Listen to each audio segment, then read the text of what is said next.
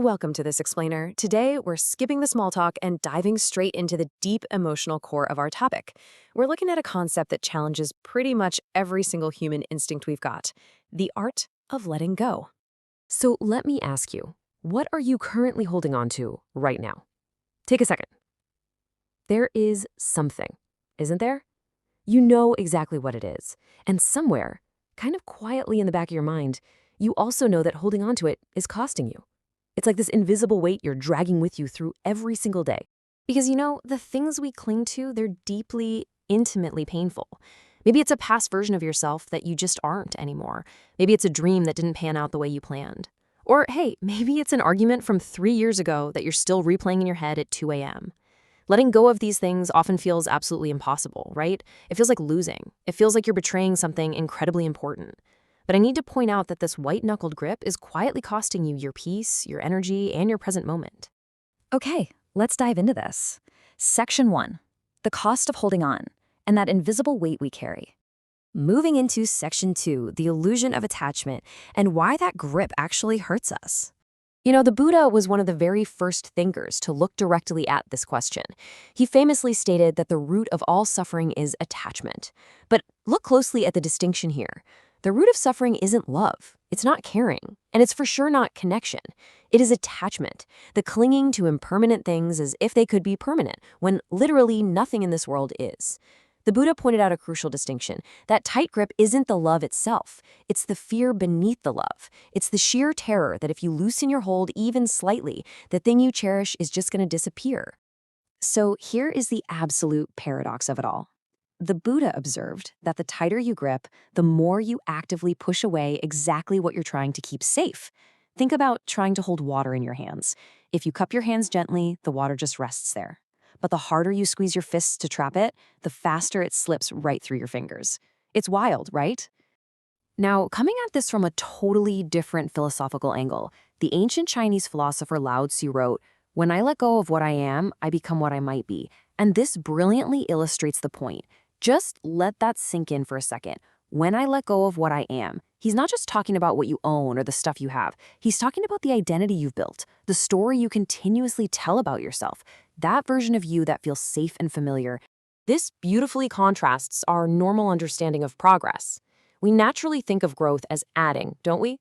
Gathering more skills, more money, more identity. But Lao Tzu taught that growth fundamentally requires releasing. The absolute greatest obstacle to your growth isn't failure, it's your attachment to a fixed idea of who you are. Because every single stage of life requires shedding something. The child had to let go of childhood. The student had to let go of being a beginner. Even a person in grief has actually got to let go, slowly and painfully, of the world exactly as it was before their loss. Growth isn't about acquiring, it is fundamentally about releasing. Let's shift gears a bit. Section 3, the beauty of impermanence, and how we actually find peace in change. So, the Stoics had a practice for this that was almost brutal in its honesty. The Roman Emperor Marcus Aurelius wrote, "Loss is nothing else but change, and change is nature's delight." He practiced this exercise called negative visualization. Every single morning, he'd intentionally imagine losing the things he valued most in the world. Now, he didn't do this to induce suffering or to just be gloomy and pessimistic. He did it to loosen his grip. He did it to remind himself that absolutely everything is temporarily borrowed. And because it's borrowed, he could cultivate deep, profound gratitude for it while he actually had it, knowing it would eventually change. And then the Stoic philosopher Epictetus takes this to its most intense, logical conclusion. He had this brutally honest teaching. You should never say, "I have lost it." You should say instead, "I have returned it." Your money is gone? You've returned it. Your health is failing? You've returned it. It sounds super cold at first glance, but Epictetus was simply being honest about the nature of possession. We never truly own anything.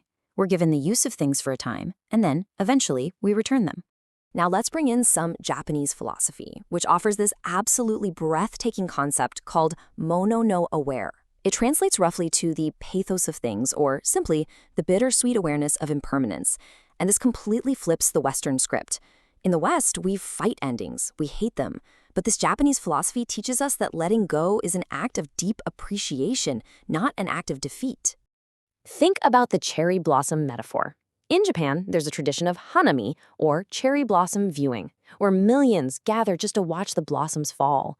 Why? Because a cherry blossom is beautiful precisely because it doesn't last forever. It only lasts a week. A sunset is breathtaking precisely because it's already fading into night. The beauty of something is utterly inseparable from its impermanence.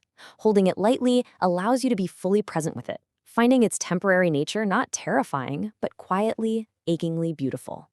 Which brings us to section 4, love without fear, the absolute purest form of love. Okay, we have to address the massive misunderstanding that stops almost everyone in their tracks. People look at letting go and they think it means becoming detached, cold, or indifferent. Let me reassure you right now, directly. Letting go does not mean you suddenly stop caring. It doesn't mean you abandon the people or the goals you love. In fact, it means the exact opposite. When you release the grip, when you stop desperately needing things to conform to your exact plan, you can finally be present with them exactly as they are. And this leads us to the ultimate, profound truth of our explainer today. Letting go is not the absence of love. It is love without fear. When you stop trying to control an outcome, you unlock the purest, most fearless form of love there is. You can genuinely love someone without trying to control them. You can passionately pursue a goal without being completely destroyed if the path changes along the way. So how do we actually do this? Let's bring it down to earth in section 5, how to let go and practicing the release. We need a highly structured, everyday toolkit for this. Step 1, notice the grip. Step 2, name it honestly. Don't just brush it off and say, oh, I'm fine, or it doesn't bother me. Say to yourself, I am holding this. I am attached to this outcome. Simply naming your fear honestly is already half the battle. Because the exact moment you see it clearly, you reach step 3. You watch the fist open. The grip loosens. Now, it's not going to happen immediately and definitely not completely all at once, but something shifts. The fist opens slightly, and in that tiny loosening, you begin to breathe again. And this perfectly summarizes the universal thread connecting every single perspective we looked at today.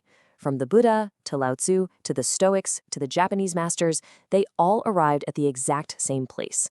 The suffering is not in the loss itself. It is in the resistance to loss.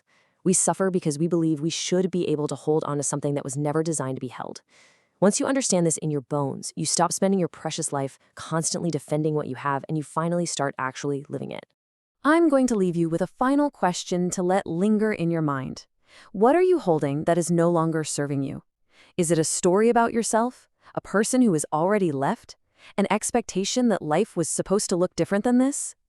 You don't have to miraculously let it all go today, but can you look at it honestly right now without flinching? Because you aren't losing something when you let go. You're simply making room for what comes next.